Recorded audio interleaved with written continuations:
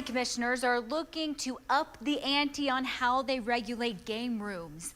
As we've reported, Mayor Javier Hoven got the ball rolling on the matter after raising concerns about game room operations throughout the county. So today, the county attorney presented amendments to its current game room ordinance. Francisco Soto is on the story tonight. Francisco, walk us through those proposed changes. Good evening, Tatum. Today was the first step to update the current game room ordinance that first passed in 2018. You can say that when it comes to game rooms, business is booming. But the fact that so many game rooms exist pretty much tells you the answer to that as long as they are following the parameters of the law, they can conduct business.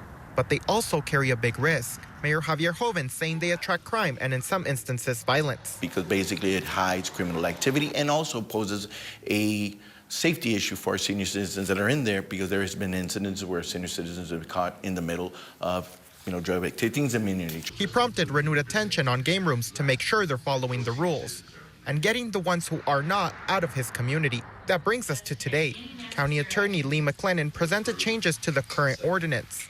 One change would be an official alliance between the Sheriff's Office and Odessa Police to work together to supervise and inspect game rooms. The primary issue is we've just got to be able to devote more law enforcement resources to keeping an eye on these game rooms to make sure they're following the law and staying within the parameters of the law. And the law enforcement's doing the best they can. Something that the mayor would very much like to do, and I agree with his initiative on this, and we will cooperate to get it done. And it's my belief that if we're able to get the cooperation, it would allow Odessa police officers to assist the sheriff's department in keeping track of the game rooms that are located outside the city limits. The second, and perhaps the biggest, would be location.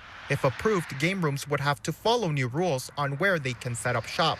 Limits 300 feet, can't be within 300 feet of schools, churches, and it doesn't include residential neighborhoods. The local government code does allow you to put neighborhoods in there, so we're going to amend and add that. We're also going to put 1,500 feet distance requirements, and we're also going to require 1,500 feet distance requirements between game rooms. Next step, working with the city attorney to hammer out details of a partnership with police.